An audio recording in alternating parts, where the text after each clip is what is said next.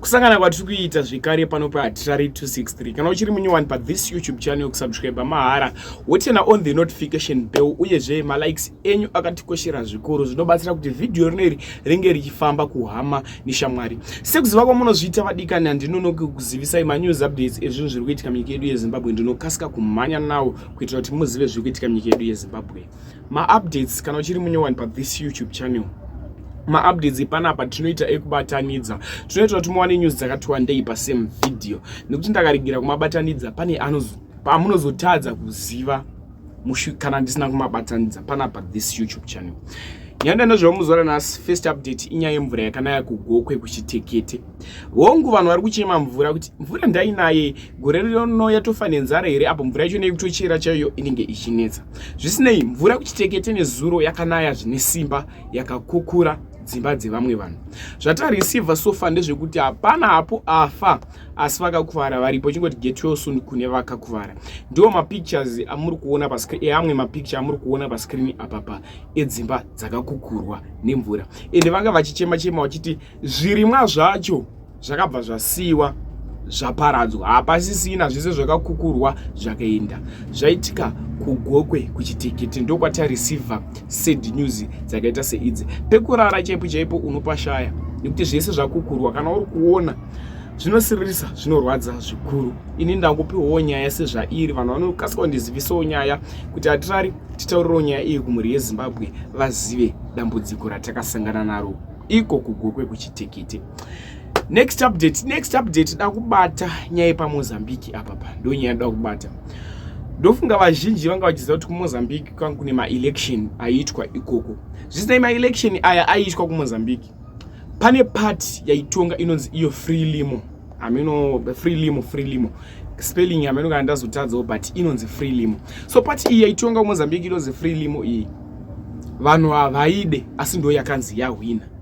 Yanzi yahwina kudaro vanhu vari kuratidzira vachiprotesta vachiti ayewa apa mabirira apapa.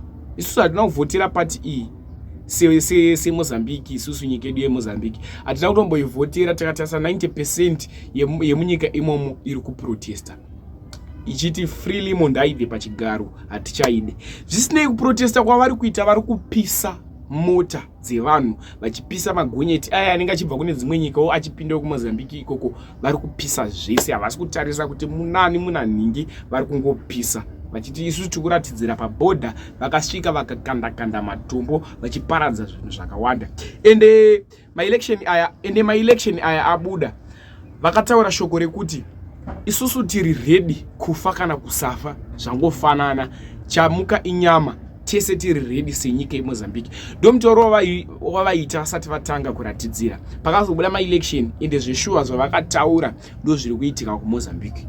Chingoti Mwari ndavapindire pasituation yakaita yawira Mozambique iyi. Mwari anopindira. Ndatinamatirewo Mozambique senyika yemuAfrica. Sevanhu vatema toziva tine rudo. Ndatinamatirewo Mozambique zvipere mune zvakanaka. Video rekuMozambique dangokuisira ika short clip kevideo rekuMozambique zviri kuitika zvacho vachivhara road.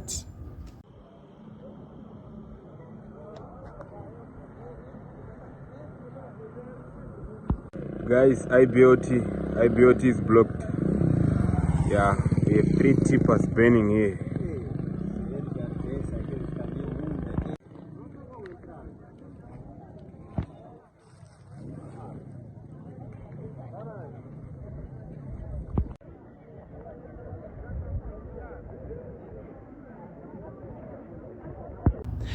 Next update akupinda panyaya yaChikapfupi.